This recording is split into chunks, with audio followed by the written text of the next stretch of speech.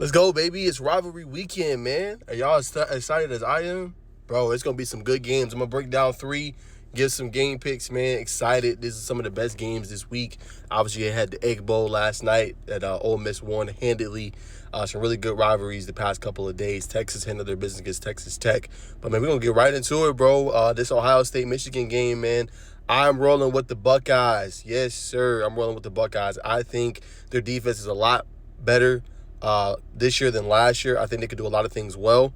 They're good at stopping the run. They're good in pass defense. I think last year that was kind of a team, like their defense was okay, probably middle of the pack, but this year a lot better. We need McCord to have a good game. I'm not saying he needs to throw for 400 yards, but he needs to, manage the offense, 200, 250, couple touchdowns. It's going to be tough, right?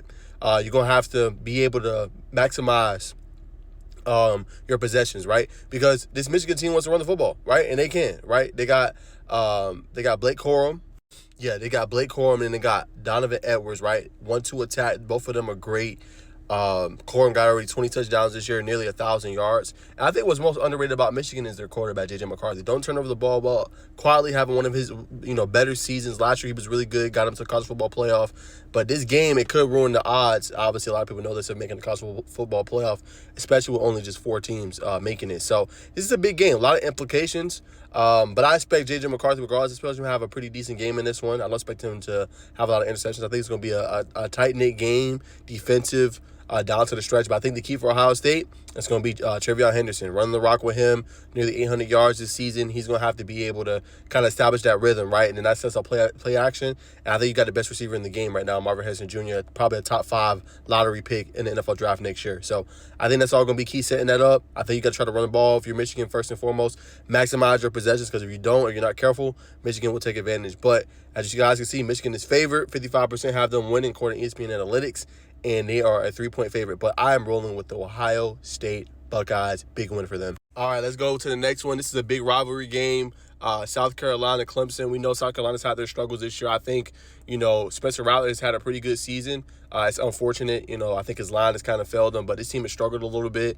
With the win, they will be bowl eligible, so that's something to think about as well. But I think Clemson's playing at another level right now with Phil Maffa, Will Shipley in that backfield. Man, they've been tough. Their young secondary's been stepping up. Avion Terrell, Shelton Lewis, Khalil Barnes. They're playing some high-end football, man. I think that's really important going into the next season, especially I believe Klubnik will be back. So they're going to be able to build on a lot. And then Bo Collins is having a really good season at the wide receiver position. So I think their defense is ascending, in my opinion, in Clemson. And I think their defensive line and the defensive front is going to be able to get after South Carolina and make it really tough for Spencer Rattler. We'll see if he ends up, making a draft and getting drafted. But I think Clemson got this one in the bag. Yeah, Clemson's a 7.5 favorite. So I think they come out on top. I think they get the big win in SC. I just think Coach Dabo Swinney got them playing at a high level, man. And, obviously they got some good weapons in Leggett right here, as you can see, Xavier Leggett of South Carolina. But I think it's just going to be a little bit too much. I think, they're going to finish the season 8-4. And I think what's going to happen with Clemson, they're going to build up a lot of momentum going into next season. A lot of people are going to count them out going forward. But I think they're going to build up a lot of momentum at the end of the season. That's going to translate to begin the season next year. And I think you're going to see this team come out firing and hot going into next year. I think they win a bowl game as well. But I got to roll with Clemson. All right, last one of the day. I heard my other 2 picks. I got Clemson, Ohio State. Now, I know UGA is a 24-point favorite. I got a lot of UGA fans that follow me. I am not trying to be disrespectful in any kind of shape, form, or fashion. I think the Dogs have the team to win it all again this year, right? It's no disrespect, okay? I promise you guys. This is not personal.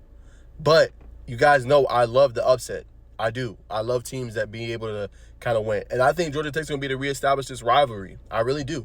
And I think it's going to be interesting because Georgia falls behind quick. So the key for Tech is they've blown some leads, right? They had Syracuse. They were up like 24-3, right? You cannot give this UGA team any momentum, right? If you give them any momentum, you're done. You're done.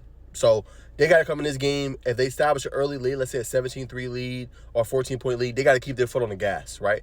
And then I think the thing that worries me with Tech is their ability to tackle. They got to be able to wrap up. DeJon Edwards, Kendall Milton, these guys ain't going Brock Bowers. These guys aren't going down in the first tackle, right? You're going to have to be able to wrap these guys up and get them to the ground, right? And I think overall, all season long, they've been playing well. Good complimentary football for UGA. It's going to be tough against his defense, but I don't think they faced, you could say Ole Miss, but Georgia Tech has a very explosive, high-powered offense.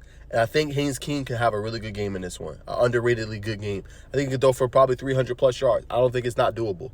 They got the weapons. Jamal Haynes been having a phenomenal season, right? They got Eric Singleton Jr. They got Dominic Blaylock. They got Malik Rutherford. They got some dudes, man. And I think if they get behind you, it could be really, really tough. I think that's the subtle part of the Georgia defense a little bit. So I'm rolling with Georgia Tech. Upset win. Again, for them, they got to do a lot of things well, right? They got to be able to control tempo. They got to be able to score. Like I said, same thing, maximize possessions. And you got to build an early lead on this Georgia team. And then you get your crowd rockets, you get them going. And like I said, I think they're going to reestablish this rivalry, right? Georgia has won a lot of them in recent memory. They've been whooping them. But, I mean, obviously you know the significance of this game because it wouldn't be at 7:30 on ABC, one of the main networks of ESPN. So this magnitude of this game is going to be big. Now, for Georgia, real quick, even though I'm taking Tech in this game, I still think Georgia's going to make the college football playoff. I think next week when they play SEC championship game, they're going to be pissed off. And I think they're going to beat Alabama. It's no disrespect. Georgia's just the better team. I just think this one right here, you know, Tech's been hearing a lot of it. Oh, Georgia's been winning. And I think, like I said, and I said it a couple months ago, really last year, this Tech team is on the rise. They're recruiting better. They're getting better players to come in. They're playing at a high level. Brent Key's done a phenomenal job with this program. I think this is going to be the stepping stone for them. Same thing as I said as Clemson. They're going to be a better team next year. I think Tech is going to be even better team next year as well. This is a momentum building win that you could take for your program and you can build forward and getting back into contention for, you know, ACC championship games. And then after that, college football playoffs. I think this is the game. All Haynes King got to do is limit the turnovers. Use his legs because a lot of people are underrated on his legs, but his legs are pretty good as well. He can run. You know, he's had, you know, multiple games, he's had 100 yards, 2+ touchdowns. So Georgia got to account for that. You cannot allow this guy to escape the pocket and be able to run with his legs because he's going to hurt you. So that's what I'm watching for in this game. It should be a lot of fun, but I'm rolling with Tech with the upset.